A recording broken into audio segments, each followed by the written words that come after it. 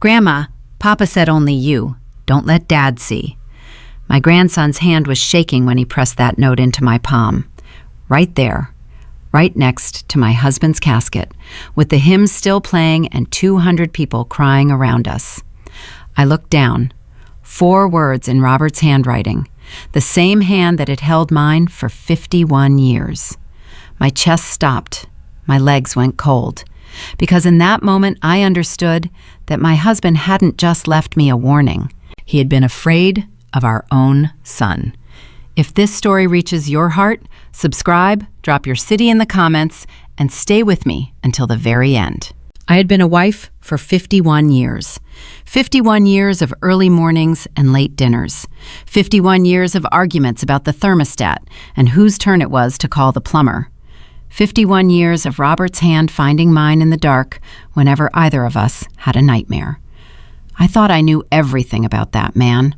I thought there were no more secrets between us, not after half a century of sharing a bed, a table, a life. I was wrong. The morning of Robert's funeral, I woke up before my alarm. I hadn't really slept. I'd been lying in our bed, my bed now, I kept reminding myself, my bed now, staring at the ceiling and listening to the silence of a house that used to breathe with him in it. The coffee maker went off automatically at 6:15. Robert had said it years ago, and I never changed it. I sat in the kitchen with my cup, and I talked to him the way I had started doing since he passed. Just quietly, under my breath, the way you talk to someone you expect to answer. "I don't know how to do this today," I said. He didn't answer. The refrigerator hummed. My daughter-in-law Patricia arrived at 8 with a casserole I wouldn't eat and an expression on her face I couldn't quite read. She was Daniel's wife. My son, Daniel's wife.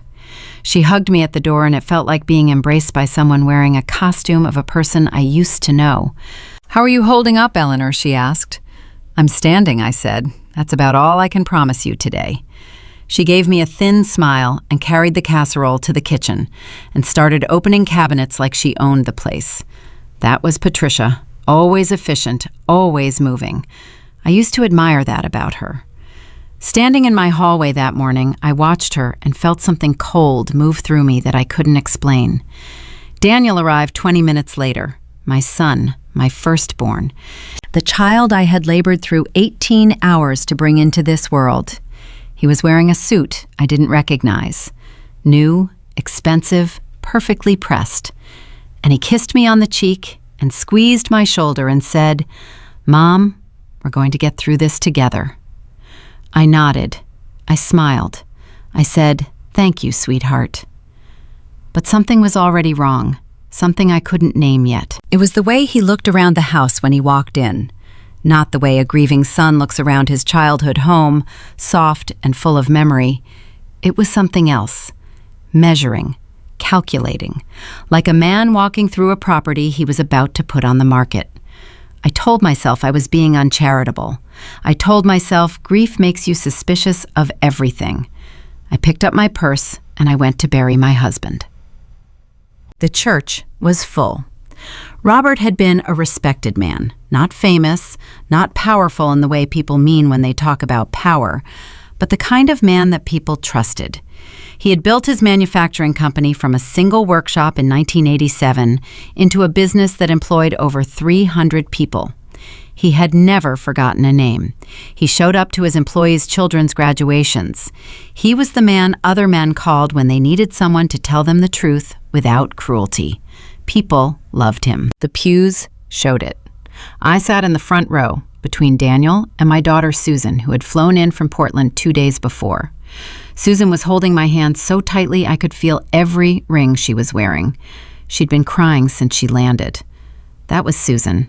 She wore everything on the outside, always had, since she was small. I had always loved that about her. There is something clean about a person who cries when they need to cry. Daniel, on my other side, was perfectly still. I kept glancing at him. He was looking straight ahead at the casket, jaw set, eyes dry. I told myself again, some people grieve inward, some people hold it together in public. That doesn't mean anything. But the cold feeling moved through me again, and this time it settled somewhere low in my chest and stayed. Lucas was sitting in the second pew with Patricia. He was 8 years old and wearing a navy blazer that was slightly too big for him, and he kept turning around to look at me with those enormous brown eyes of his. Lucas was Daniel's son, my grandson, and from the time he could walk, he had been my shadow. He used to climb into my lap and fall asleep during Sunday dinners. He used to call me on Robert's phone just to say, "Grandma, I love you. Okay, bye," and hang up before I could respond. He was watching me with an expression no 8-year-old should have. Serious, urgent, scared. I leaned forward and mouthed, "You okay, baby?" He nodded, but he didn't stop watching me. He pressed his small lips together like he was keeping something in. The service was beautiful. The pastor spoke about Robert's faith and his generosity. 2 of his oldest employees stood up and told stories that made the whole room laugh and then cry in the same breath. Susan fell apart completely at one point, and I held her and felt nothing, which frightened me. I think I had already used up everything I had in the 4 days between his death and that morning. I was hollowed out. I was a house with all the furniture removed. When they opened the floor for anyone to share a memory, I expected Daniel to stand. He was the oldest child. He had worked alongside Robert for 15 years before striking out to start his own investment firm. He knew his father's public story better than anyone. Daniel did not stand. He sat with his hands folded in his lap and stared at the casket and said nothing. Susan noticed. I saw her look past me at her brother, then look back at the altar with a slight frown pulling at her mouth. I filed that away. I was filing many things away that morning. After the service, during the reception in the church hall, I was moving through the crowd accepting condolences on autopilot. Thank you. Yes, he was wonderful. 51 years. Yes. Thank you. He was a good man. My cheeks ached from holding a grateful expression. My feet hurt. I wanted everyone to go home so I could sit in Robert's chair and fall apart properly. That was when Lucas appeared at my elbow. "Grandma," his voice was so small and so serious. I stopped. I turned to face him and crouched down a little so I could be at his level. "Hey, sweetheart, you doing okay?" He looked over his shoulder. He looked to the left. He looked to the right, with the exaggerated carefulness of a child trying to act like a spy in a movie, and under different circumstances, I might have smiled. "Papa gave me something," he whispered, "before he went to the hospital. He told me—" He stopped. He swallowed. "He made me promise. He said, only you. Only Grandma Eleanor gets this. Not Dad, not anybody else. Just you." My heart stopped moving for a moment. "What did Papa give you, Lucas?" He reached into the inside pocket of his too big blazer. His little hand shook slightly. He pulled out a folded piece of paper, small, like it had been torn from a notepad, and he pressed it into my palm with both his hands around mine, the way you hand someone something precious and fragile. "Don't let Dad see," he whispered. I straightened up. I kept my expression perfectly neutral because Patricia was 20 feet away and Daniel was somewhere behind me, and I had no idea who was watching.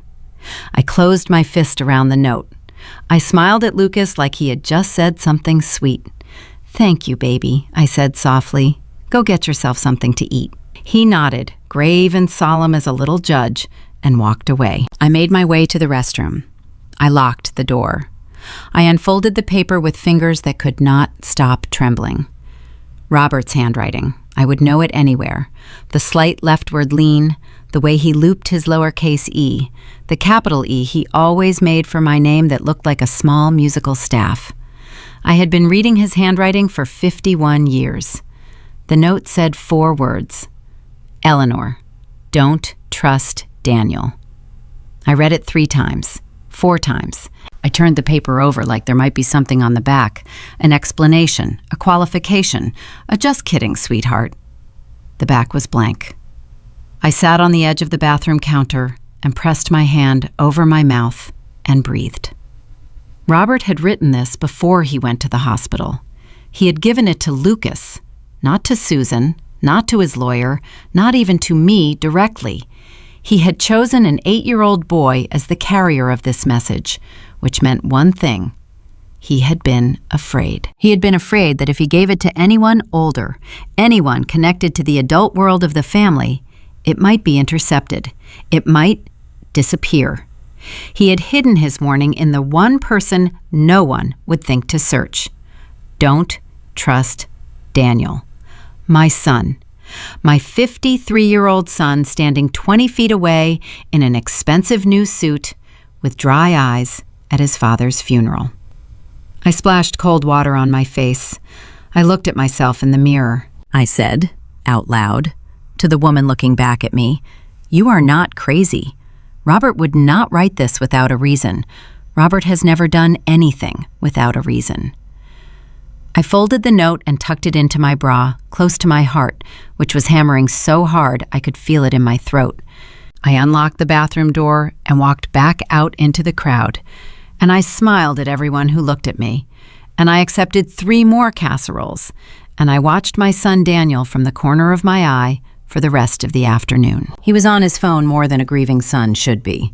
I noticed it first when I was talking to Robert's old business partner, Gerald Hicks. Gerald was in his mid-70s, heavy-set and red-eyed, and he had known Robert since they were both young men with more ambition than sense. He was holding my hand and telling me about the time Robert had lent him money to save his first company, when I saw Daniel step away from a group of guests and press his phone to his ear. He turned his back to the room. His posture changed. The shoulders squared, something quickened in his movements. He talked for nearly 4 minutes. That doesn't sound like much, but you watch a man long enough, you know what his body looks like at rest and what it looks like under pressure. Robert's body had been loose and easy when he was relaxed, tight across the shoulders when he was worried. Daniel had always been the same way. His shoulders were at his ears. "Gerald," I said, interrupting him gently, "would you excuse me for just one moment?" I moved across the room, not toward Daniel, but at an angle, the way you approach a dog you're not sure about. Indirect, casual, not telegraphing your direction. I stopped near the refreshment table, close enough. I couldn't hear the words. I caught only fragments. His voice was low and controlled, but tight. "Not the right time. I told you, not yet. Just give me until..." He turned slightly and saw me. The sentence stopped mid-word. His face rearranged itself in the time it takes to blink. Grief, warmth, the face of a son. "Mom," he lowered the phone. "You need anything? You look pale." "I'm fine," I said. "Who were you talking to?" A beat. Less than a second, but I have been a mother for 53 years, and I know a beat when I hear one. "Work," he said. "Nothing that can't wait. I'm sorry, I should have..." "It's fine," I said. "You go ahead." He looked at me for a moment longer than he needed to, and then he smiled and raised the phone back to his ear and moved away. I stood at the refreshment table and poured myself a cup of water and drank it in 3 swallows. Don't trust Daniel. Susan found me 20 minutes before people started leaving. She pulled me into the corner near the coat rack and lowered her voice to a murmur. "Did you notice he hasn't cried?" she said without preamble. She didn't need to say who he was. "People grieve differently," I said, because I had been practicing saying it. Eleanor, Susan only called me by my first name when she was very serious. I've known Danny my whole life. I have seen him cry at a car commercial. He cried at The Lion King when he was 37 years old. He loved Daddy. She stopped. She pressed her fingertips to her lips. "Something's wrong." I looked at her. I wanted to tell her. The note was a burning square against my chest. I wanted to unfold it and hand it to her and let someone else carry half the weight of it. But Robert had given it to Lucas, not to Susan, and I didn't know yet what Robert knew. I didn't know the shape of the danger. And until I did, I was not going to hand my daughter a lit match without knowing what was soaked in gasoline around us. "Go home and rest," I said. I squeezed her hands. "Come to the house tomorrow morning. We'll talk." She searched my face for a long moment. Susan had always been able to read me. It was the curse of raising a perceptive child. But grief is good camouflage. She finally nodded, kissed my cheek, and went to find her coat. I watched Daniel load the last of the flowers into his car at the curb. He was efficient about it. He carried 3 arrangements in one trip, arms full, moving fast. His wife Patricia was directing him with small hand gestures. Together, they worked like a machine. When he came back inside for a final trip, he paused beside me. "I'll come by tomorrow," he said. "We need to talk about some things. The estate, the company, there are decisions that have to be made, Mom, and I want to help you through it." "Of course," I said. "I've already been in touch with the accountants," he said, "and I think we should look at the business valuation before the end of the week. I know it's hard timing, but there are legal windows." "Daniel," my voice came out harder than I intended. He stopped. "Your father is not in the ground yet."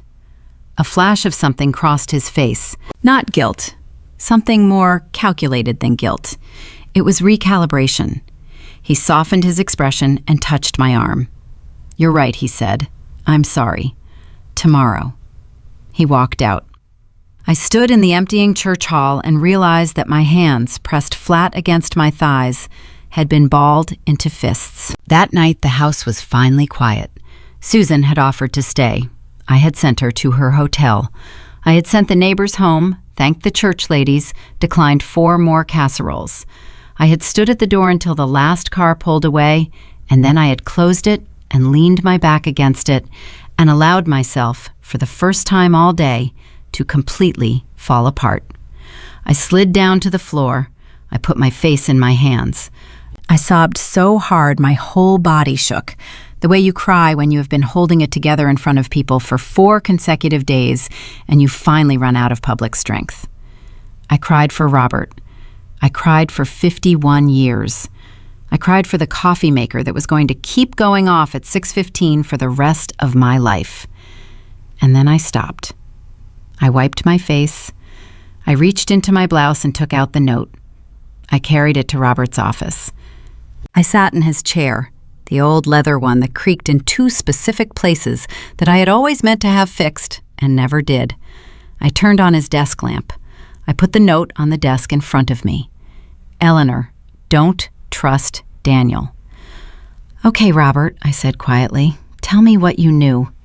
I started opening drawers. Robert was an organized man. His desk had always been a system, files in alphabetical order, papers dated and clipped together, nothing left loose. I knew where he kept his personal documents. I knew where the important envelopes were filed. I had signed my name next to his on enough papers over the years that I knew the landscape of this desk the way you know the geography of a face you've been looking at for half a century. What I did not expect was the locked drawer, bottom right, the one that had never, in 20 years of this desk living in this house, ever been locked. I tried it twice, just to be sure. Locked. I searched the center drawer for a small key and found nothing. I searched the pen holder. I searched under the blotter. My heart was knocking hard against my ribs. Robert had locked something away and not told me. Robert, who had given me every financial document, every will revision, every insurance update for 50 years. Robert had locked a drawer and left the key somewhere I couldn't find it. Unless... I looked at the note again. He had given this note to Lucas. He had tucked it inside an 8-year-old's blazer pocket days before he was admitted to the hospital. Whatever Robert had been planning, however much he had known was coming, he had been thinking ahead. He had been leaving a trail. Maybe the note wasn't the only thing. I picked up my phone and called Lucas's number, the little kid's phone Daniel and Patricia had given him last Christmas. It rang 4 times and went to voicemail. Of course, it was past 10 o'clock. He was asleep. I sat back in Robert's chair and stared at the locked drawer and felt the full weight of what I didn't yet know pressing down on me. My husband had warned me. My son was moving too fast, pushing too hard, hiding phone calls at his father's funeral. There was a locked drawer and a missing key and a company worth $7 million and a note that had burned against my skin all day. I didn't sleep that night. Every time I closed my eyes, I saw Daniel's face. The flicker, the recalibration, the mask dropping back into place over whatever lived underneath it. By 3 a.m, I had made a decision. Before Daniel came to this house tomorrow, before he started talking about accountants and business valuations and legal windows, before any paper was put in front of me and any pen was handed to me with that steady, patient smile of his, I was going to call Robert's lawyer. Arthur Bennett had been Robert's attorney for 22 years.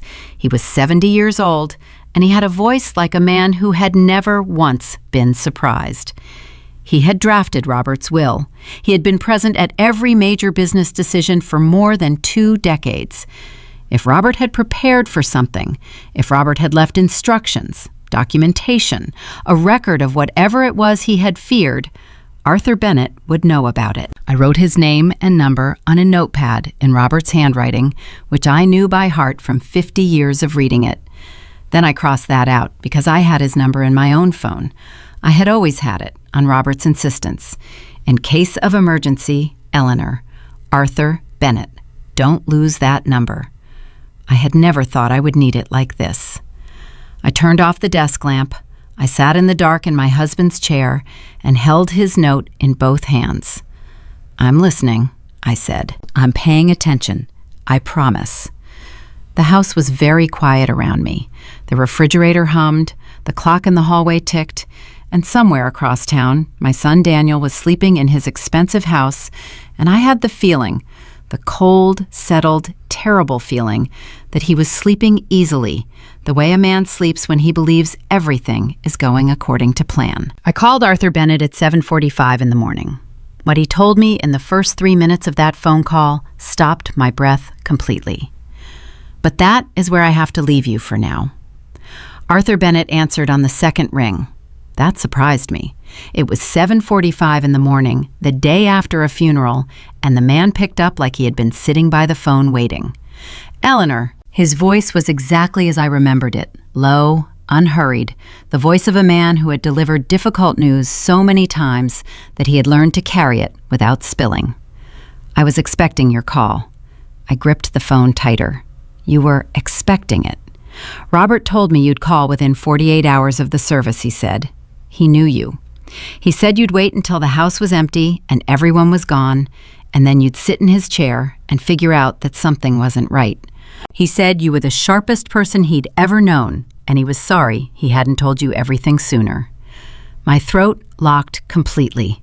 I pressed my fist against my mouth for a moment and breathed through my nose. He talked to you before he went to the hospital.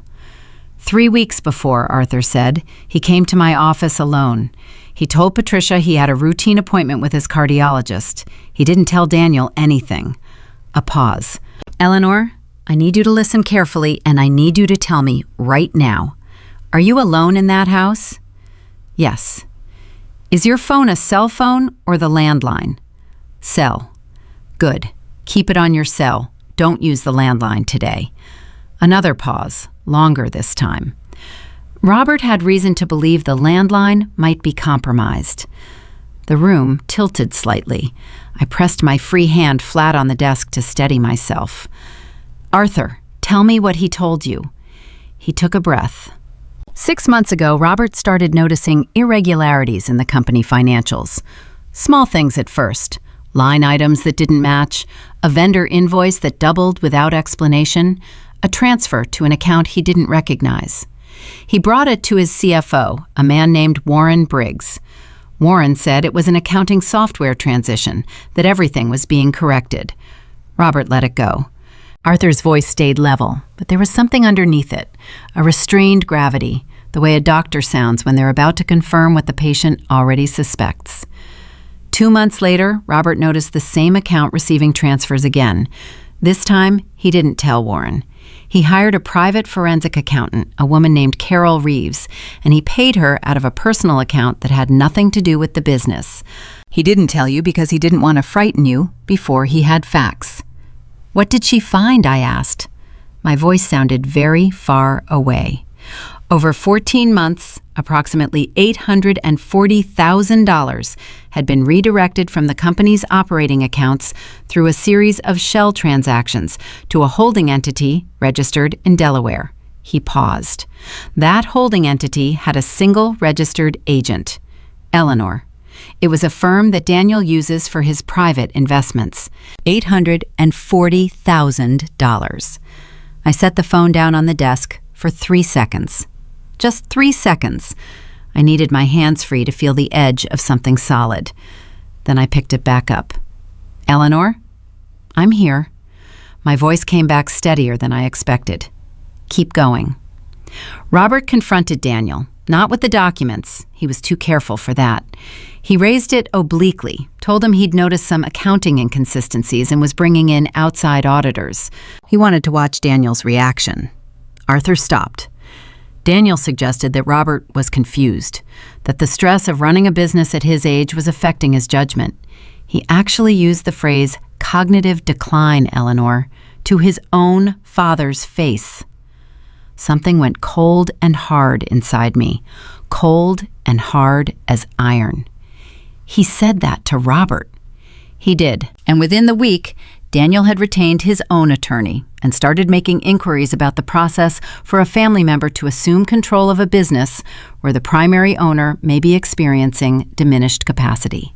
Arthur's voice tightened just slightly, the first crack in his professional composure.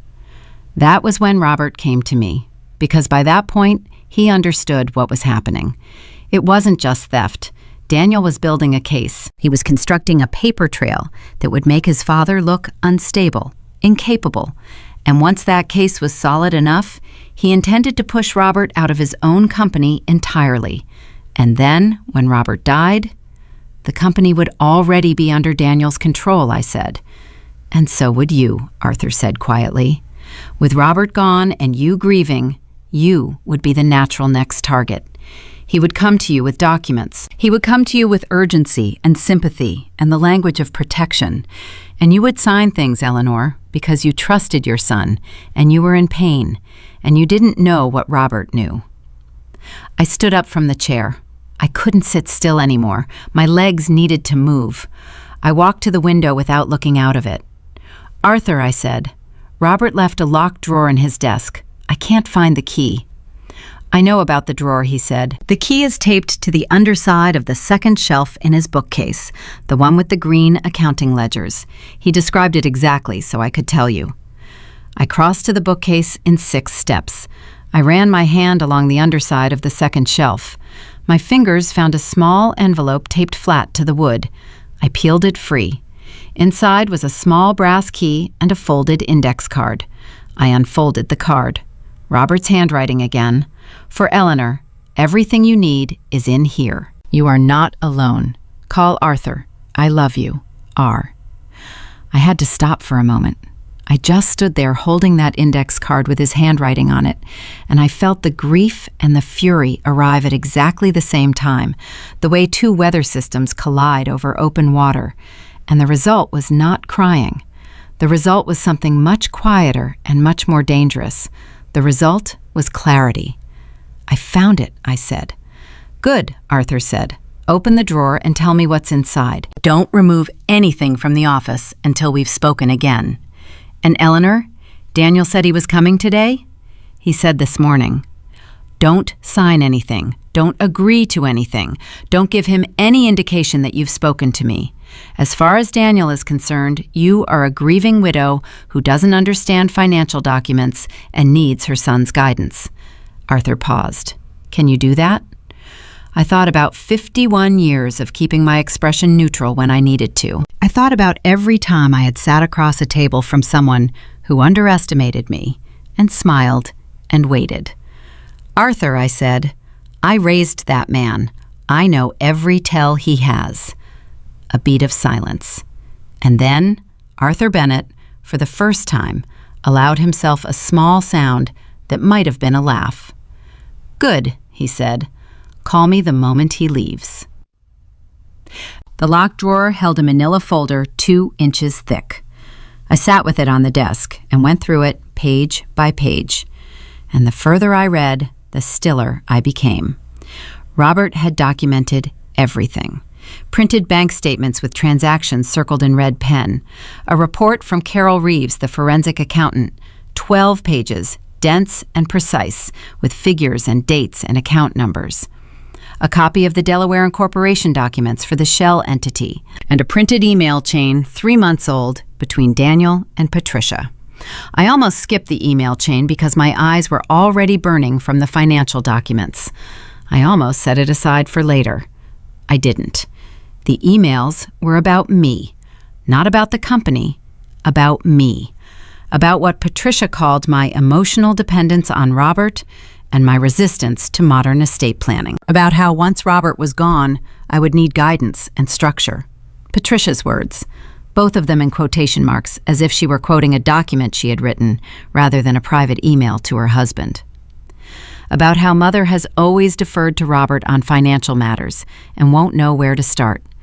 About a specific document, a durable power of attorney that would give Daniel legal authority to make financial decisions on my behalf if I was deemed unable to manage my own affairs.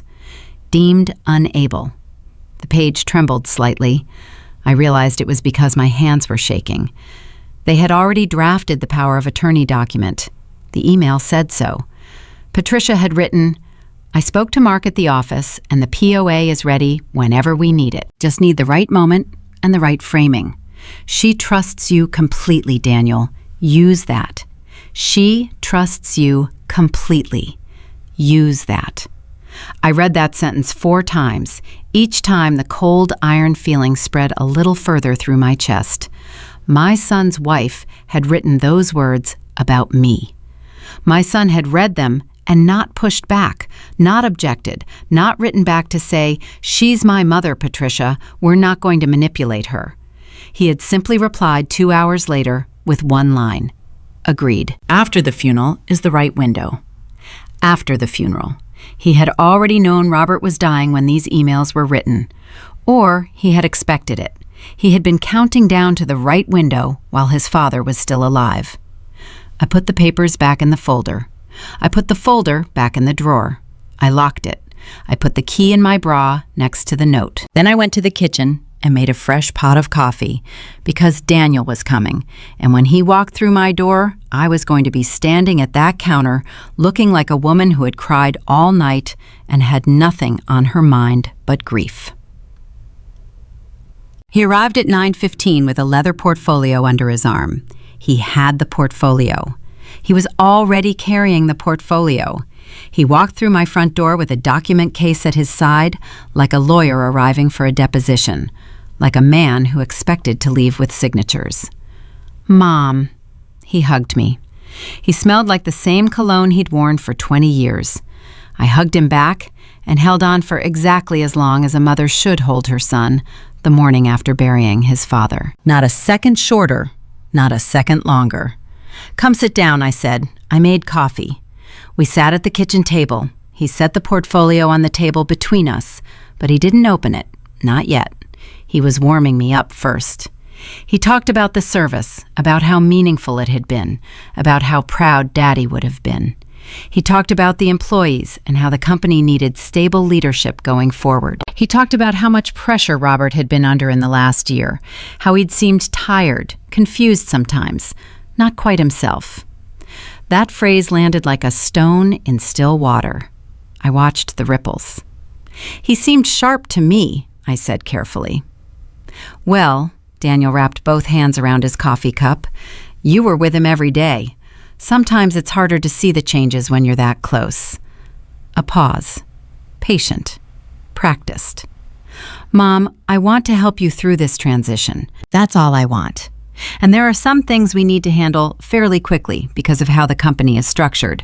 There are ownership questions and some accounts that need to be transferred, and I've spoken to some people who can help us do it cleanly and quickly." "What kind of accounts?" I said. He opened the portfolio. The first document was 3 pages long. I looked at it without picking it up. I could see the words "Power of Attorney" at the top in large type. Below it, my name and Daniel's name. Below that, a dense block of legal language. "This just gives me the ability to handle the business accounts while you're in the grief process," he said. His voice was warm, reassuring, the voice of a son who loves his mother. "It doesn't take anything away from you. It's just practical. These decisions need to be made quickly, and you shouldn't have to deal with this right now. You should be resting. You should be healing." I looked at the document. I looked at my son's face. I looked at his hands, which were folded on the table, completely relaxed. "Daniel," I said, "how much do you know about Robert's relationship with Arthur Bennett?" The hands tightened. Barely. 1 centimeter. But I saw it. "Arthur's a good attorney," he said. "Old-fashioned, maybe a little set in his ways. Why?" "I spoke to him this morning," I said simply. A silence. It lasted perhaps 4 seconds. And in those 4 seconds, I watched something move through my son's face the way a storm front moves across a radar screen. There and then suppressed, covered, smoothed back over with control he had practiced his whole life. "Oh?" His voice hadn't changed. "What did you two talk about?" "He just called to offer his condolences," I said. "Very kind of him. He said Robert spoke of him fondly." I wrapped my hands around my own coffee cup. He did say something interesting, though. He mentioned that Robert had been in touch with him recently about updating some estate documents. He said he'd need to meet with me before anything could be filed or transferred. I paused. He said Robert was very specific about that. Nothing moves without Eleanor's direct confirmation and a meeting in person. The leather portfolio sat between us. Daniel looked at it. He looked at me. I looked back at him with every ounce of 51 years of experience looking calm when I was not calm. "Well, of course," he said. "Of course we can involve Arthur. I just thought we could get some preliminary—" "I think I'd like to wait until I've sat with Arthur," I said. "I don't want to sign anything before then. I know you understand." I smiled at him the way you smile when you are offering someone a graceful exit. "You're right that I'm in the grief process. I shouldn't be making major decisions right now." He heard his own words reflected back at him. I watched him understand that. He closed the portfolio. He did it slowly, deliberately, and I noticed that his jaw was working slightly, the way it had when he was 12 years old and trying not to show that he was angry. "Of course," he said. "Of course, Mom. There's no rush." "There is every rush," I thought. "You said so yourself in an email to your wife. After the funeral is the right window." But I just nodded and refilled his coffee and asked him about the grandchildren, and we sat there for another 40 minutes, talking about nothing. And when he left, he kissed my cheek and told me he loved me and said he'd call tomorrow. I stood at the door and watched his car pull out of the driveway. Then I went inside and picked up my cell phone and called Arthur Bennett. "He came," I said when he answered. "Did he bring documents?" "A power of attorney. He wanted me to sign it this morning." Arthur made a sound, low and sharp, like someone who expected bad news and is still startled by how direct it arrives. "Eleanor, listen to me. We need to move before he changes his approach. I have everything Robert prepared. I need you to come to my office this afternoon. Not tomorrow, this afternoon. Bring your ID. Bring nothing else. Don't tell Daniel. Don't tell Patricia, and—" He stopped. "And what?" "Susan," he said. "Do you trust Susan completely?" "With my life," I said, without hesitating. "Bring her," Arthur said. "Robert asked specifically that if this moment came, Susan be present. He said she would need to hear it too. There's more in these files than what I told you this morning, Eleanor." His voice dropped a register. "There's something else. Something Robert found out about 2 weeks before he went to the hospital. Something that isn't about the money." My hand tightened on the phone. "Arthur, tell me now." "Not on the phone," he said. 2 o'clock, my office. Bring Susan." He hung up. I stood in my kitchen in the house I had shared with Robert for 38 years, and I pressed the phone to my chest, and I thought about a man who had spent the last months of his life quietly, carefully, without alarming me, building a fortress around everything he loved. He hadn't told me because he was protecting me, because that was Robert, because that had always been Robert. And now he was gone, and the fortress was mine to defend, and I had just looked my son in the eye and lied to his face for the first time in my life. It had not felt as hard as I expected. That frightened me more than anything else. I called Susan. She picked up on the first ring. "I need you to meet me somewhere at 2 o'clock, I said. "Don't tell Daniel. Don't tell Patricia. Don't post anything. Don't text anything. Just come." A pause. "Eleanor," her voice had gone very quiet and very careful. "What's happening?" I'll explain everything when I see you, I said. But Susan, your father left us more than we knew, and we are running out of time. Susan was already waiting outside Arthur's building when I pulled into the parking lot at 5 minutes to 2. She had her arms crossed tight over her chest, and she was pacing. 3 steps left, 3 steps right. The exact way she had paced outside the hospital the night Robert was admitted. When she saw my car, she stopped and walked toward me fast, and before I could say a single word, she grabbed both my hands. I called Danny, she said. My stomach dropped. Susan, I didn't tell him where we were going. I didn't tell him anything about Arthur. I just called him because I needed to hear his voice after last night, and he... She stopped. She pressed her lips together hard. He didn't answer. He didn't answer his phone at 10 o'clock in the morning, the day after we buried our father, Eleanor. And when I called Patricia, she said he was in a meeting. Her eyes were bright and sharp. The grief from yesterday burned off and replaced with something harder. A meeting. Today. I held her hands tightly. Come inside, I said. Arthur is going to explain everything. How much is there to explain?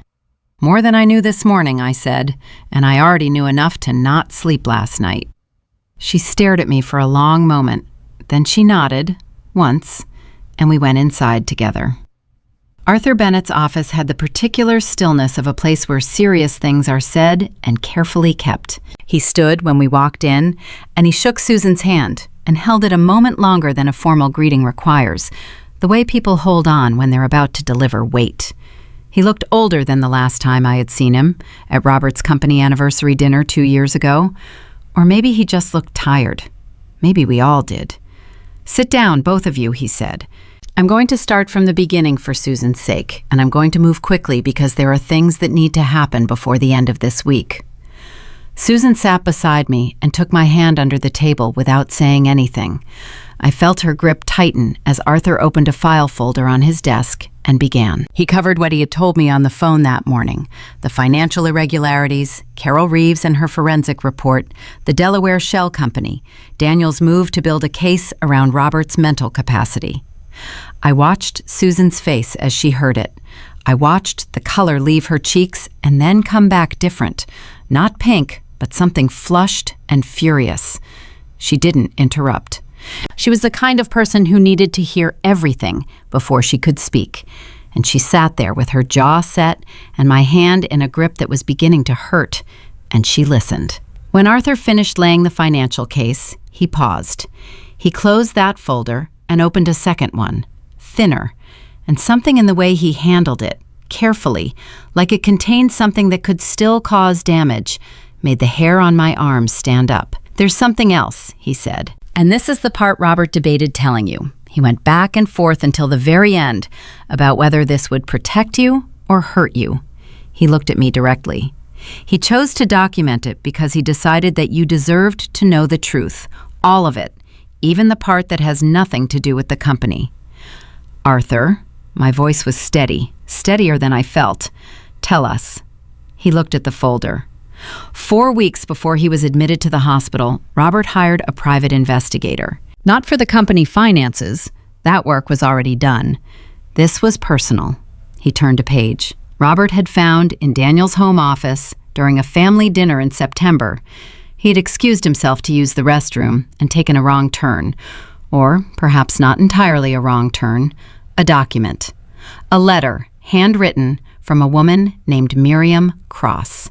Susan's hand went slack in mine for a moment. Then she gripped harder. Who is Miriam Cross? I asked. She is 61 years old. She lives in Asheville, North Carolina. She is a retired school teacher. Arthur looked up from the page. And according to the investigator's report and the documentation she herself provided, she was in a relationship with Daniel for 9 years, from the time Lucas was 2 years old until approximately 14 months ago. The office was very quiet. I heard the clock on Arthur's wall.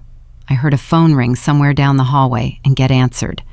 I heard Susan exhale, a long, slow breath like something deflating. 9 years, I said. Yes. While he was married to Patricia. Yes. I sat with that. I had always believed in facing true things directly, not flinching from them, not softening them into something easier to hold. Robert had taught me that. You look at the true thing, you see it clearly, then you decide what to do with it. Why does this matter to the company situation, I asked. Why did Robert document it? Because Miriam Cross contacted Daniel 14 months ago, Arthur said. She ended the relationship and she made a demand. She had documentation, messages, photographs, records of financial transfers Daniel had made to her privately over the years. She asked for a settlement, a significant one. He turned another page. Daniel paid her $230,000 to sign a non-disclosure agreement and disappear. Eleanor, that payment came from the same shell company that was receiving transfers from Robert's business accounts. Susan made a sound, short and sharp, like someone who has just touched something hot. He stole from the company, I said slowly, to pay off the woman he was hiding. In part, yes. The $840,000 had multiple purposes. Some of it was simply greed, building his own reserve outside of Patricia's visibility as well, but a portion of it was covering personal exposure.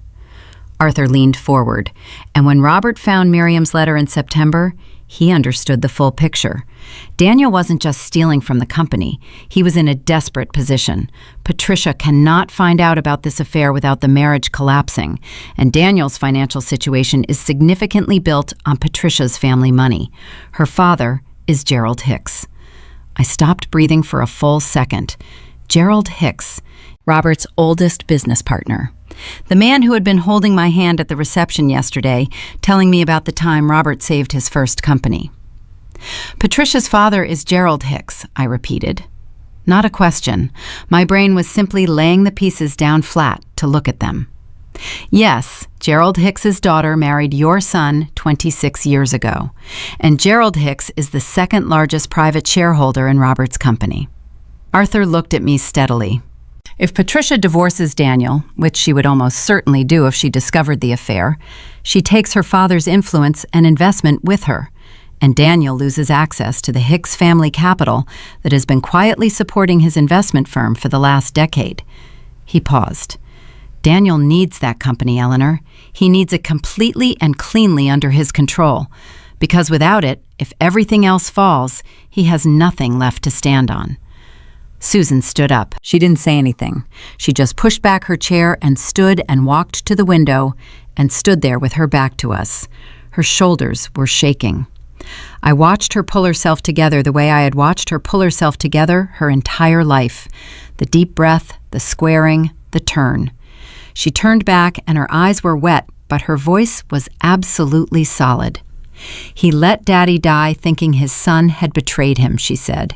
He let him go to the hospital and he never... She stopped. Did Robert confront him after he found the letter? No, Arthur said. By that point, Robert's heart condition had become significantly worse. His doctors were recommending surgery that Robert had privately decided he was not going to have. He looked at me with something careful and apologetic in his expression. I'm sorry, Eleanor. He didn't want you to spend his last weeks in fear. I looked at my hands on the table.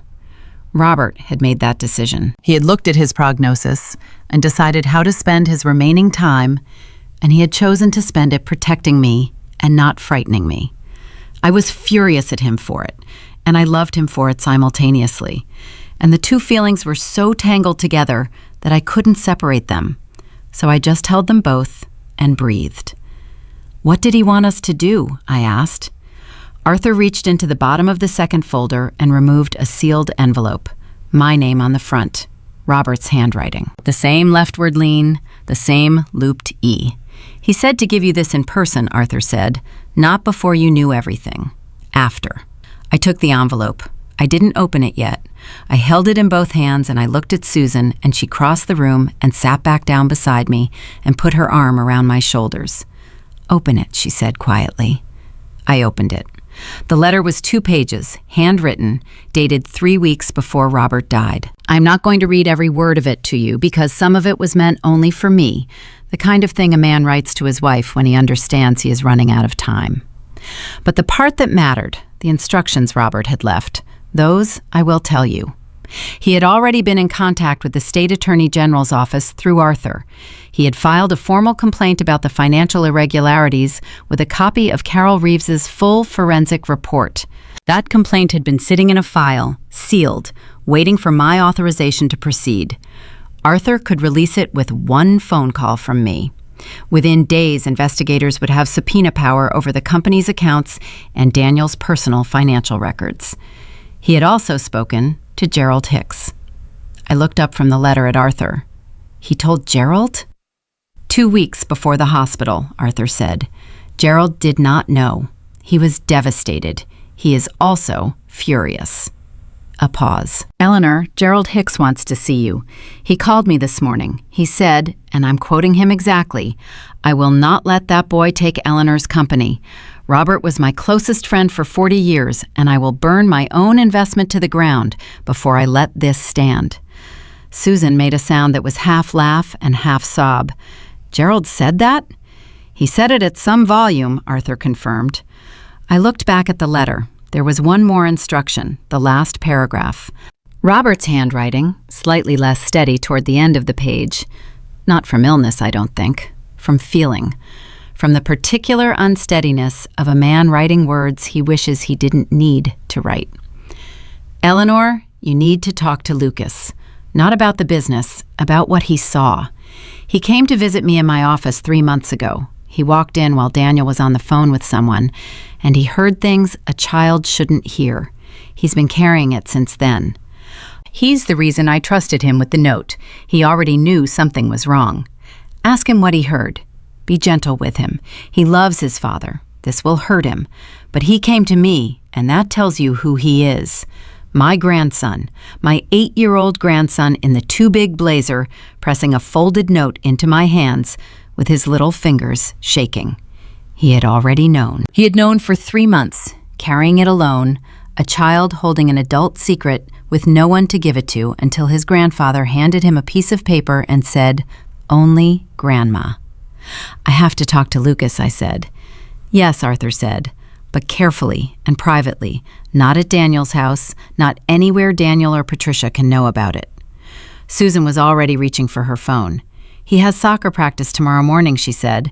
"Wednesday mornings, 9 o'clock at Riverside Park. Patricia drops him off and picks him up. She doesn't stay."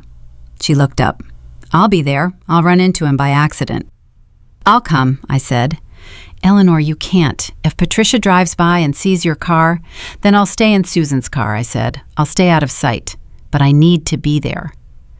Susan looked at me for a moment, then nodded. "Okay." Arthur pressed his hands flat on the desk. "Here is where we are. I can release Robert's complaint to the AG's office the moment you authorize it, Eleanor. Once I do that, we lose the element of surprise. Daniel will know that morning, or close to it, that there are investigators involved. So we need 2 things in place before that call happens. 1, your formal statement, which I can take today, right here, about the power of attorney he attempted to have you sign this morning. That is attempted financial elder abuse under this state's statutes. It is a criminal matter, not just a civil one." He looked at me steadily. "And 2, we need whatever Lucas heard, because Robert's forensic report documents the money. But if Lucas heard Daniel on that phone call discussing intent, discussing the plan deliberately, that closes a door Daniel might otherwise find a way through." An 8-year-old child's testimony. My grandchild's memory of a phone call he overheard in his father's office 3 months ago. This could destroy his family, I said. Not as an objection, as a fact I needed to name out loud. "Yes," Arthur said. He didn't soften it. I appreciated that. "Lucas will lose. Whatever happens, Lucas loses something. Either his father goes to prison and his family is destroyed, or we do nothing and his father takes everything Robert spent 50 years building." "Yes," Arthur said again.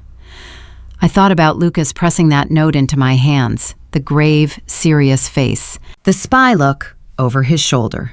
A child who had walked into his grandfather's office carrying something too heavy for his small frame and had given it over to the one person he trusted to know what to do with it.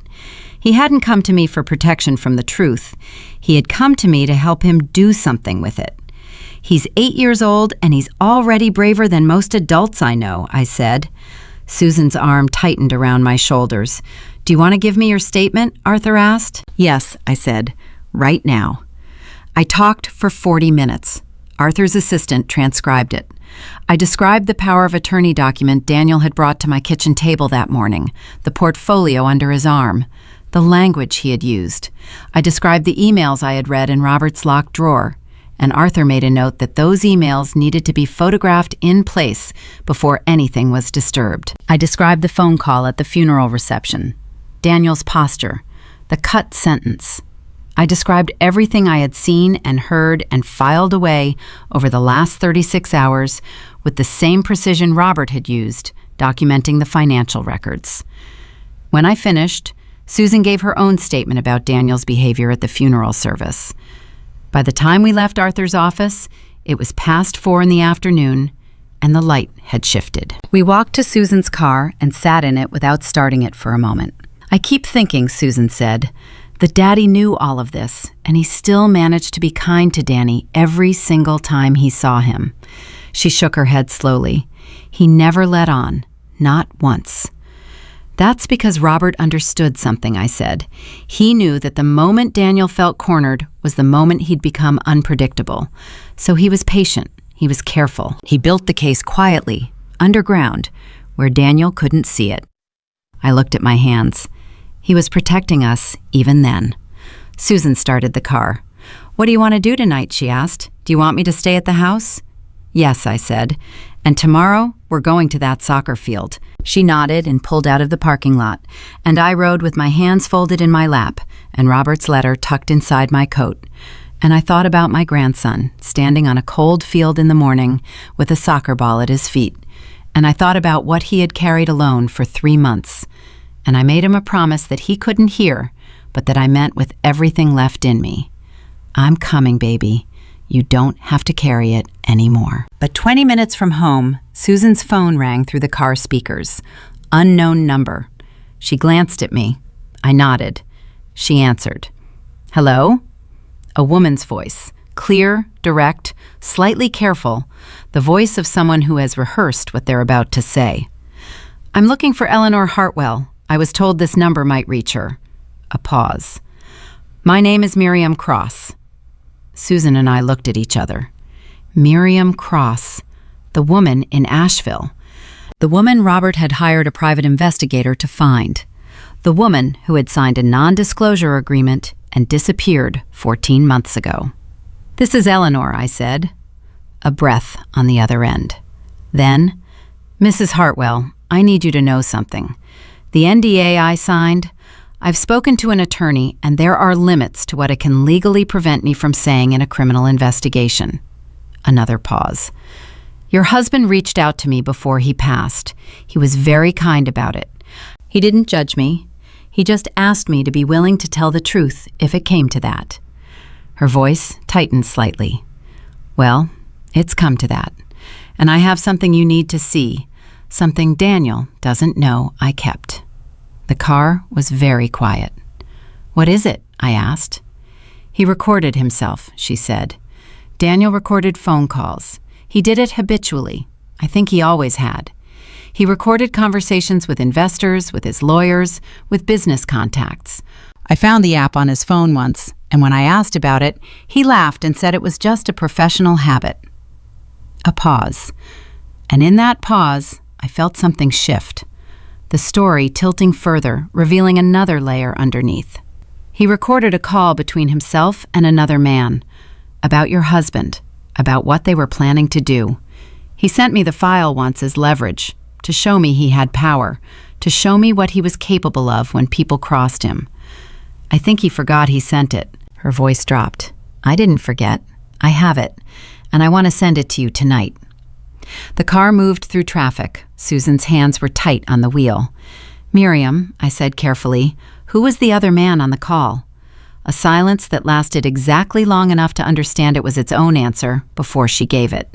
His name is Warren Briggs, she said, your husband's CFO. Susan pulled the car to the side of the road. She didn't ask, didn't warn me. She just pulled over and put it in park and sat there with both hands still on the wheel and stared straight ahead. I understood. There are moments when you cannot keep moving forward until you have fully absorbed what you just heard. And this was one of them. Warren Briggs, Robert's CFO, the man who had sat at Robert's company Christmas dinners for 18 years. The man Robert had promoted twice, trusted with the full accounting architecture of the business, defended when the board questioned his salary. Warren Briggs, who had come to Robert's funeral in a gray suit and shaken my hand with both of his, and said, "Eleanor, he was the best man I ever worked for." I had thanked him. I had meant it on his behalf. I had thought his red eyes were grief. "Eleanor?" Susan's voice was very controlled. "Are you still there, Miriam?" "Yes," Miriam said through the car speakers. "Send the file to this number, right now, while we're on the phone." Susan recited her own cell number twice, slowly. "I already have it queued," Miriam said. "I've had it ready for 2 days. I was trying to find the right way to reach you." A pause. "I'm sorry it took this long. I'm sorry for all of it. Your husband, he called me once, just once, about 6 weeks before he passed. He was very quiet on the phone and very kind, the way people are when they've decided not to be angry about something anymore. He told me he didn't blame me. He said Daniel was very good at making people believe they were loved." I closed my eyes. Robert had called this woman 6 weeks before he died and told her he didn't blame her. Because that was Robert. Because even while his own son was dismantling his life, Robert had looked at the woman caught in the middle and found it in himself to be decent. "Thank you for calling, Miriam," I said. "You didn't have to do this." "He asked me to," she said simply, "and I think I needed someone to ask." The call ended. 3 seconds later, Susan's phone buzzed with an incoming file, a compressed audio folder, 3 recordings, each labeled with a date. The most recent one was 11 months old. The earliest was almost 2 years ago. Susan looked at the phone like it might bite. "I don't want to play these in the car." "Forward them to Arthur," I said, "right now, before anything else. Then we go home." She forwarded the file to Arthur's direct number with a message that said only, "From Miriam Cross, 3 recordings, Daniel and Warren Briggs. Call us." Arthur called back in 4 minutes. 4 minutes, which meant he had pressed play the moment the file hit his phone and listened to enough of it to understand what he had. "Where are you?" he said. 5 minutes from my house," I said. "Go home, lock the door. I'm listening to all 3 files tonight. Eleanor, this is significant. I don't want to tell you more than that until I've heard every second. But what I've heard in the first 3 minutes of the earliest recording is enough that I want you to not speak to Daniel under any circumstances until you hear from me. Not a text, not a call, nothing." His voice had lost its practiced calm. For the first time in 2 days, he sounded like a man who was genuinely startled. "Can you do that?" "Yes," I said. "Good. I'll call you by 9 o'clock tonight." He hung up, and Susan drove, and neither of us said a word for the remaining 4 minutes to my house, which was its own kind of communication. The communication of 2 people who have been handed more truth than they can process in motion, and have agreed, without speaking, to wait until they are still. We sat at my kitchen table, and Susan made tea because she needed something to do with her hands, and I let her because I needed to think. I was thinking about Warren Briggs. I was thinking specifically about a conversation I had overheard, or half overheard, the way you half hear things when you are moving through a room during a party and not intending to listen. 2 years ago, maybe slightly more. Robert's company anniversary event, held at the office. I had gone to find Robert and had heard him and Warren talking in Robert's office, with the door mostly closed. I had heard Robert's voice, low and serious, saying something I couldn't fully make out, and Warren's voice responding, "Don't worry about it, I'll take care of it." I had knocked on the door, they had opened it, and both of them had smiled at me perfectly naturally, and the conversation had ended. I had not thought about it twice. Until right now. I didn't know if that conversation was connected to any of this. It might have been completely routine, but I filed it away the way I had been filing things since the funeral, building my own record in my mind of every anomaly, every moment that had felt slightly off and been dismissed. I was done dismissing things. "Tell me something," Susan said, setting a mug in front of me. "Did you ever have any feeling at all before all of this, that something was wrong with Danny? That he was capable of this?" I wrapped my hands around the mug. I thought about it honestly, the way Robert had taught me to think about hard questions. No softening, no flattering the answer into something easier. "He always needed to win," I said finally, "even as a child. Not just wanted to, needed to. When he lost at something, he would go very quiet for a long time, and you could see him reconstructing it in his mind, figuring out where the failure had come from and making sure it wouldn't happen again." I paused. "I thought it was drive. I thought it was ambition. Robert thought so too, in the beginning. We were proud of him." I stopped. "But ambition isn't the same as needing to never be diminished. I think somewhere along the way those two things split apart in Daniel, and we didn't see it happen." Susan was quiet for a moment. "Patricia knows," she said. "She has to know something." "She wrote the email," I said. "She drafted the language about my emotional dependence. She knew about the power of attorney before Daniel brought it to this table.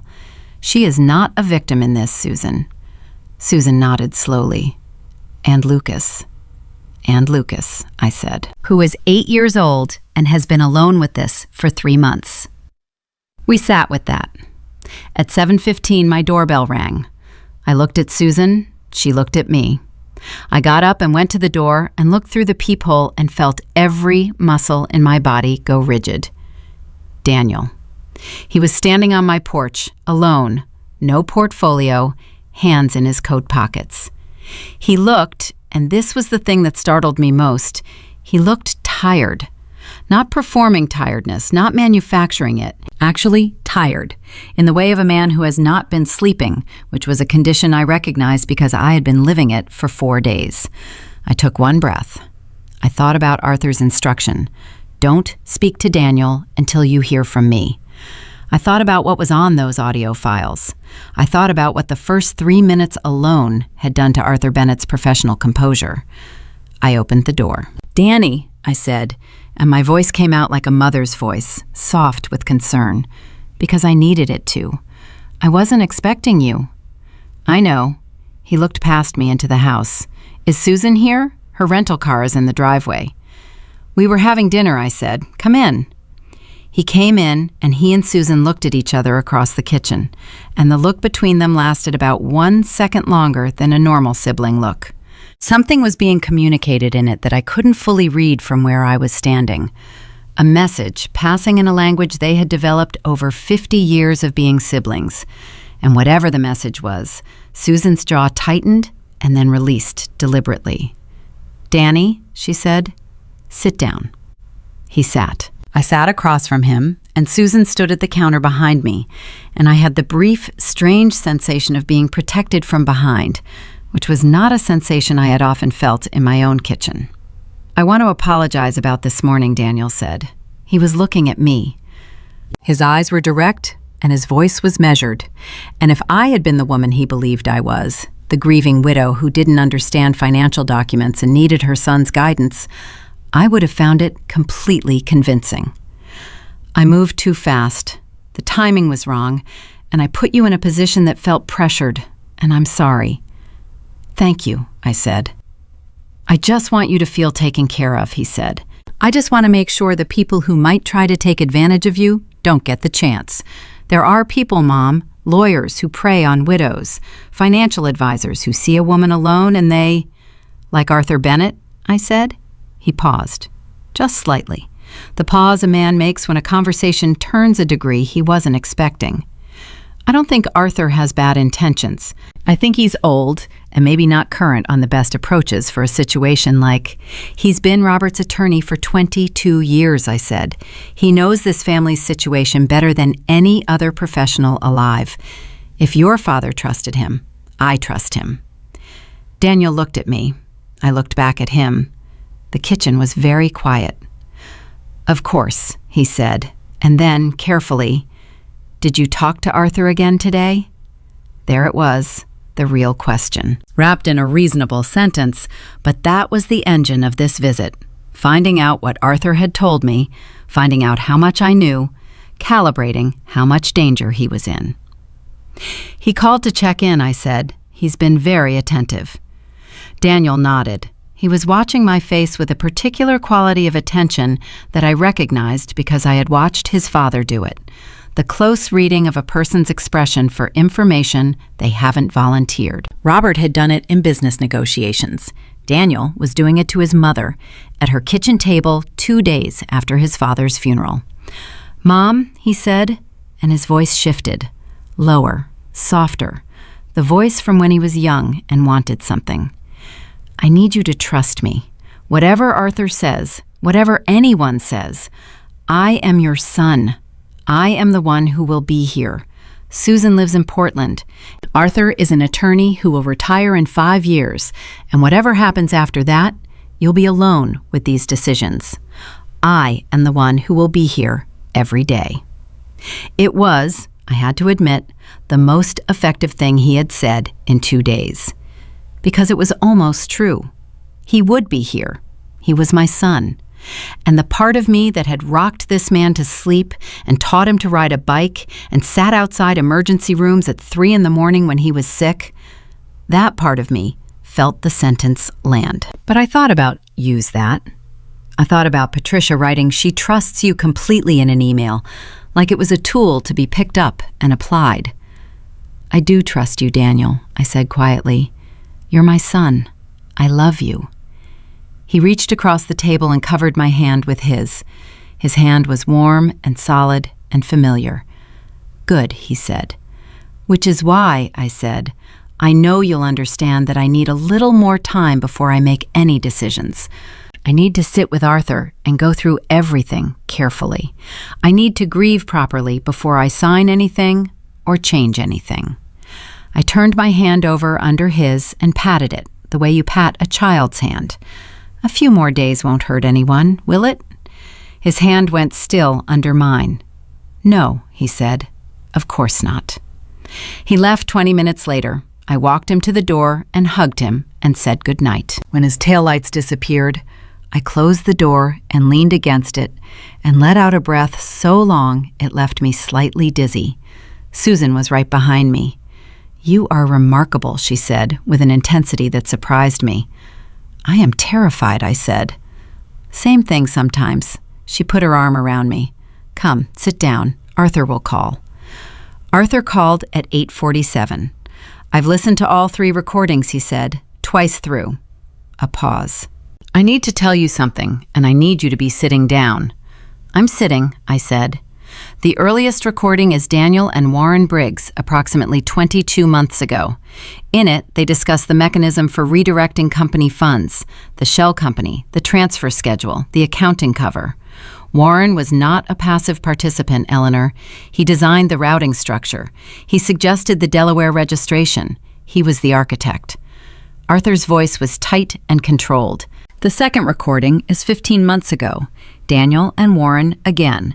They discuss Robert beginning to ask questions. Warren says, and I'm paraphrasing, that he has it handled, that he's been feeding Robert a false explanation about the software migration, and that if Robert pushes further, they will need to move to the next phase sooner than planned. "The next phase," I repeated. "Yes," Arthur took a breath. The third recording, 11 months ago. Daniel is speaking alone.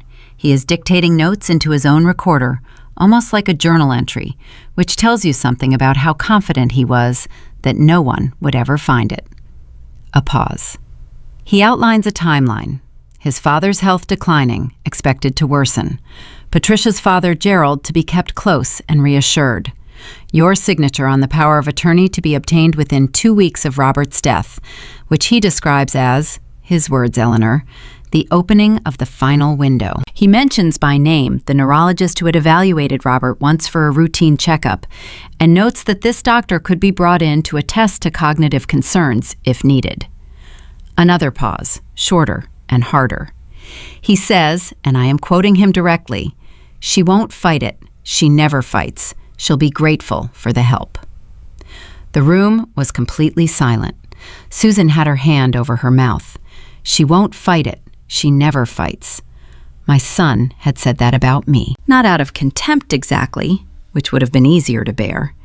Out of certainty. Out of a lifelong observation that had become a strategic asset.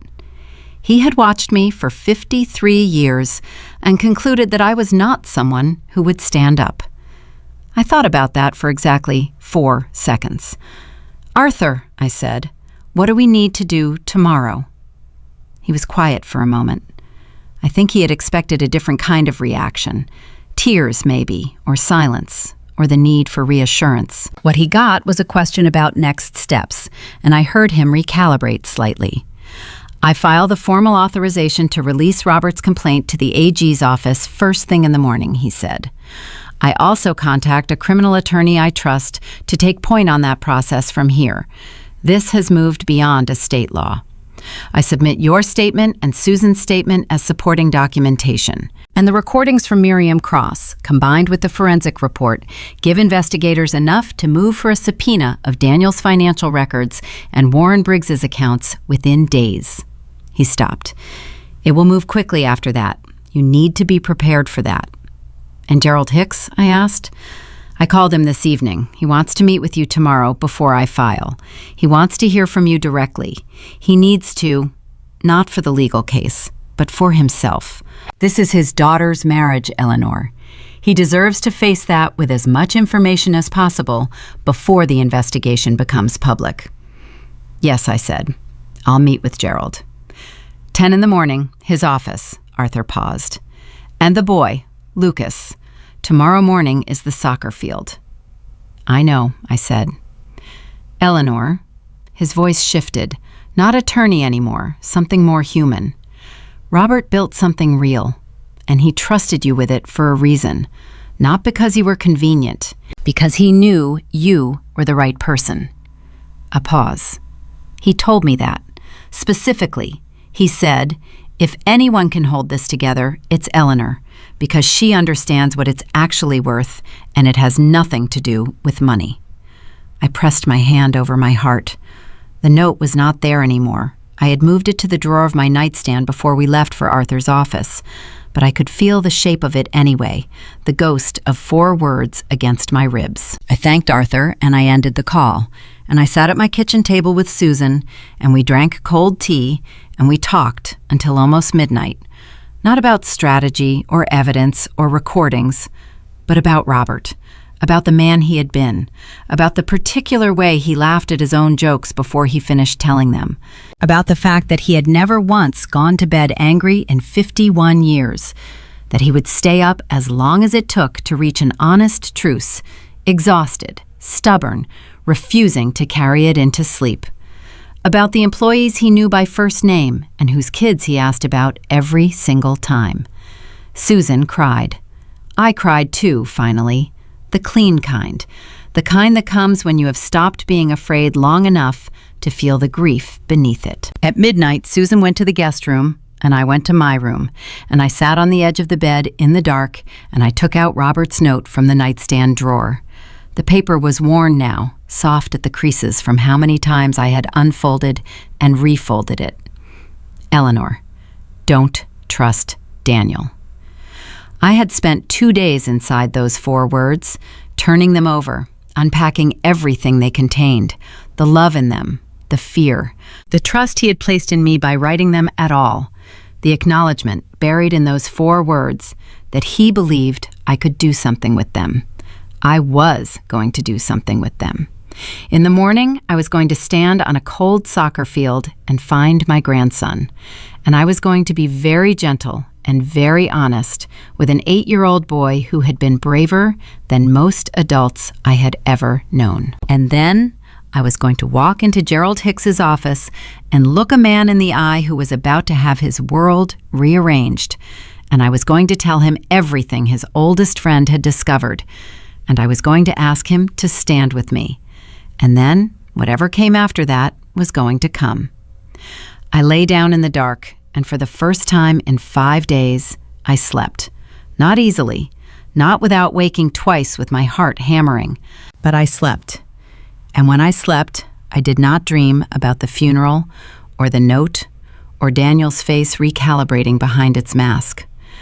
I dreamed about Robert, sitting in his chair by the window in the early morning light with his coffee cup, the way he used to sit on Sundays, reading the paper, not doing anything remarkable, just being there, just being present in the specific and irreplaceable way that was his alone. I woke at 5:30 with his face still in my mind, and I swung my legs over the side of the bed and I said out loud into the quiet of the room, "I'm not done yet, I promise." Then I got up, I put the coffee on, I got ready to go find my grandson. But at 6:47, before I had finished my first cup, my phone rang. Unknown number. I answered it because I had been answering unknown numbers for 2 days, and every single one of them had mattered. "Mrs. Hartwell?" A man's voice, low, shaking slightly, in the particular way of a voice that has made a difficult decision and is afraid of reversing it before the words come out. "My name is Warren Briggs. I know you have no reason to trust me. I know what I've done." He stopped, breathed. "I need to talk to you before this goes any further. There's something Daniel didn't tell anyone. Not me, not his wife, not you." His voice dropped to almost nothing. "Something about how sick your husband really was in his last 3 months, and who made sure he stayed that way." I did not sit down.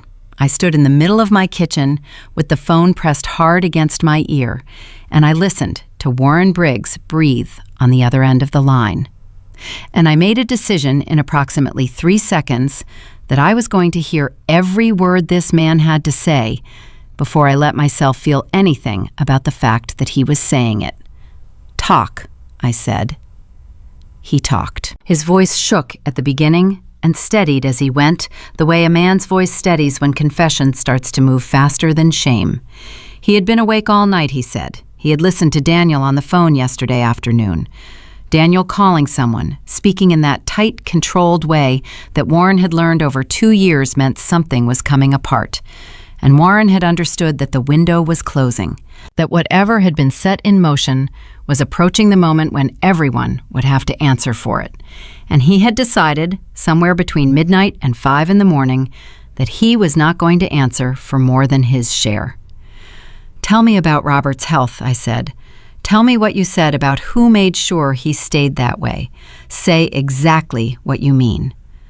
A breath. About 4 months before he passed, right around the time Robert started asking questions about the accounts, Daniel came to me. He said his father's cardiologist had told the family that Robert's condition was serious but manageable with the right medication compliance. He said Robert was stubborn about his medications, that he refused to adjust his routine, that someone needed to help him be more consistent. Warren stopped. He asked me to make sure that when Robert had his afternoon coffee at the office, the coffee I always brought him because we had that routine, 20 years of that routine, that I add something to it. A supplement, he called it. Something to help with his heart. My hand was gripping the phone so hard my fingers had gone white. "What was it?" I asked. My voice did not sound like my voice. He said it was a natural supplement. He gave me a bottle, no label. God help me, Eleanor.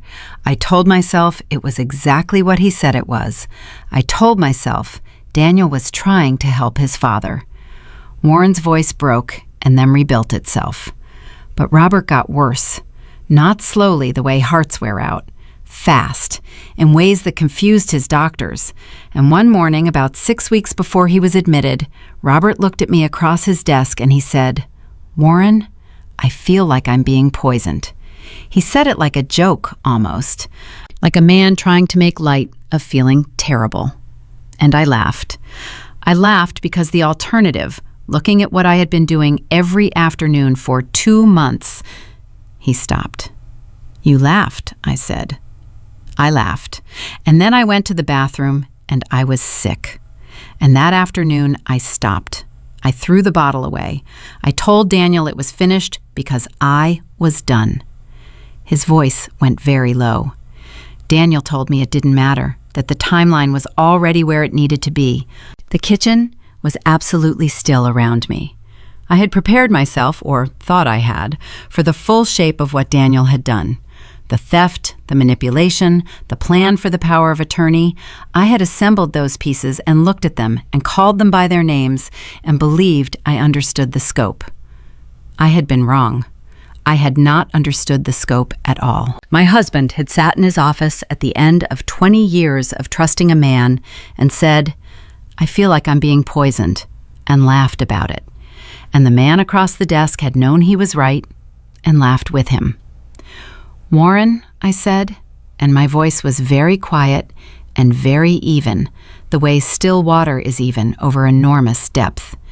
"You are going to call Arthur Bennett at 7:30 this morning. You are going to tell him everything you told me, and you're going to say you are prepared to give a formal statement. If you don't call him, I will tell him what you told me, and the investigators will come to you instead of you going to them." I paused. "Do you understand the difference between those two options?" "Yes," he said. I'll call right now if you give me the number." I gave him Arthur's number. I recited it twice. I ended the call. Then I stood in my kitchen for a long moment without moving. Then I picked up my phone and called Arthur. And when he answered, I told him that Warren Briggs was about to call him and why.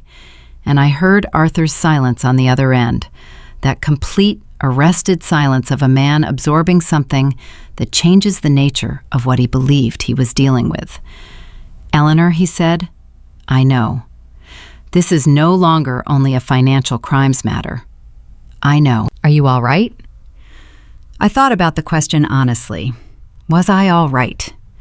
My husband had spent the last months of his life being slowly made sicker by a man he had coffee with every afternoon for 20 years, at his own son's direction, so that the timeline would land where it needed to land.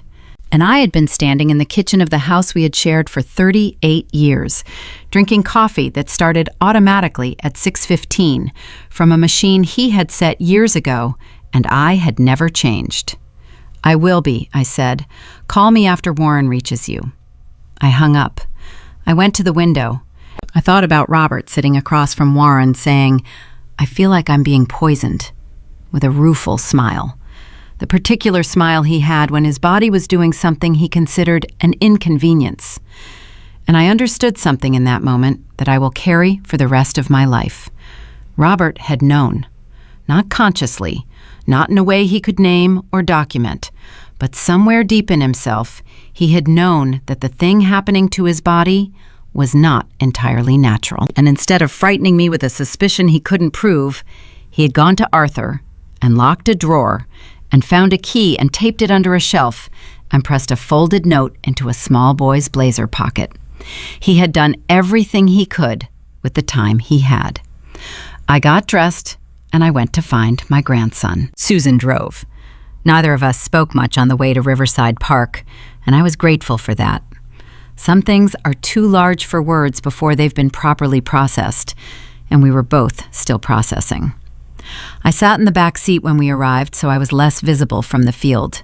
Susan got out and walked toward the cluster of small figures chasing a ball across the grass, and I watched her through the window with my hands folded in my lap. It took her 3 minutes to find him. I saw the moment Lucas recognized her. He stopped running, and his head tilted the way it did when he was thinking hard, and Susan crouched down to his level and said something, and he looked toward the parking lot.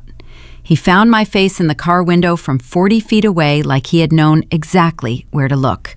He said something to Susan. She nodded, and he jogged toward the car. He climbed into the back seat beside me without saying a word, and I put my arm around him, and he leaned into my side the way he had been doing since he was small enough to carry. And for a moment, we just sat like that, the two of us, in the back of Susan's car in a parking lot on a Wednesday morning. "Papa told you, didn't he?" he said. not a question. "He told me some things," I said, "and I figured out some other things.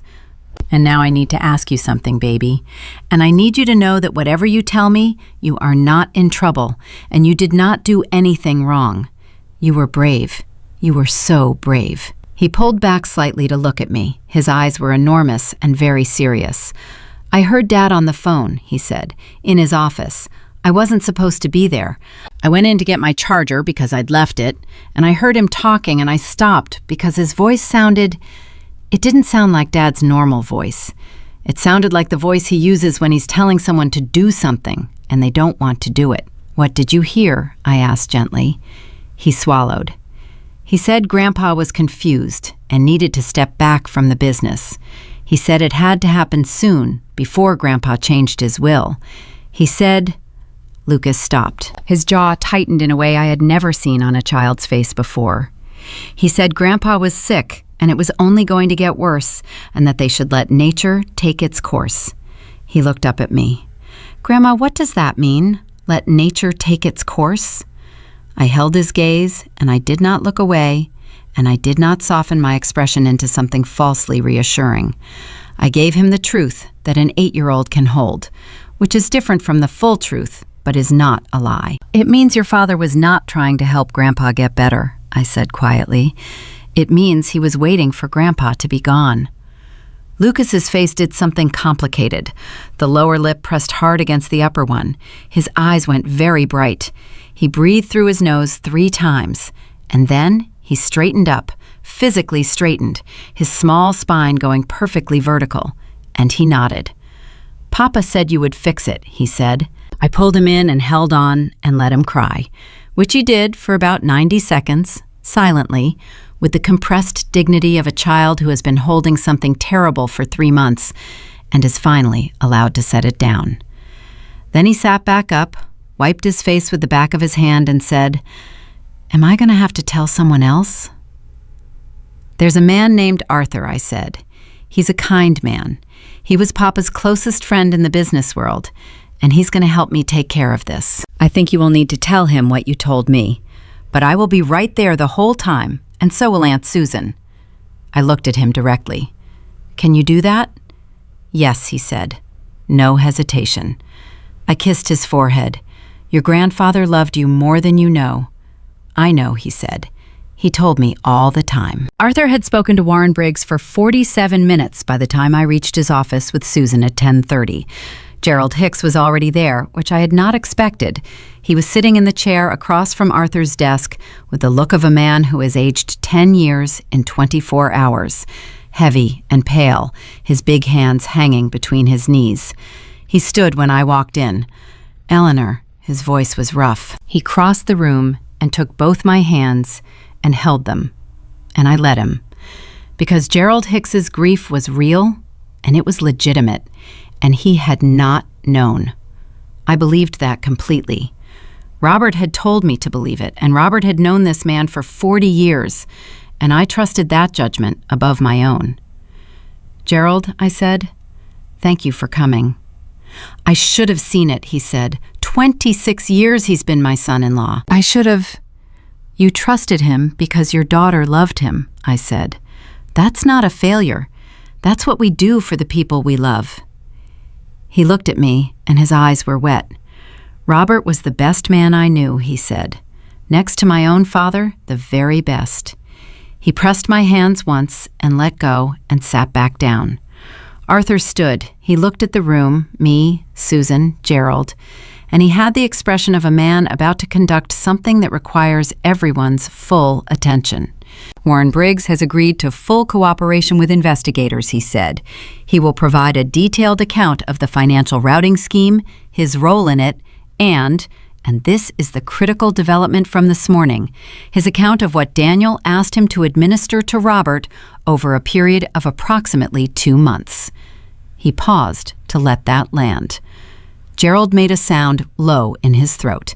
"I have authorized the release of Robert's formal complaint to the AG's office as of 40 minutes ago. A detective from the Financial Crimes Unit called me 20 minutes ago. They have been building a parallel file, Eleanor. Robert's complaint was not the first inquiry into Daniel's holding company. There was a separate tip filed anonymously 8 months ago that they had been investigating quietly. Robert's forensic report and that anonymous tip together are enough for them to move today. Today, Susan said. Today, Arthur confirmed. He looked at me. There is one more thing. The anonymous tip. I asked the detective who filed it. He paused. It was Warren Briggs. 8 months ago, before he lost his nerve. Gerald Hicks pressed his fingers over his eyes. I sat very still with that. Warren Briggs, who had done a terrible thing and known it was terrible even while he was doing it, had tried to create a back door out of it 8 months ago, and then had been too afraid to walk through it. Until this morning, when the door was almost closed, he had walked through it at a run. What happens to Warren? I asked.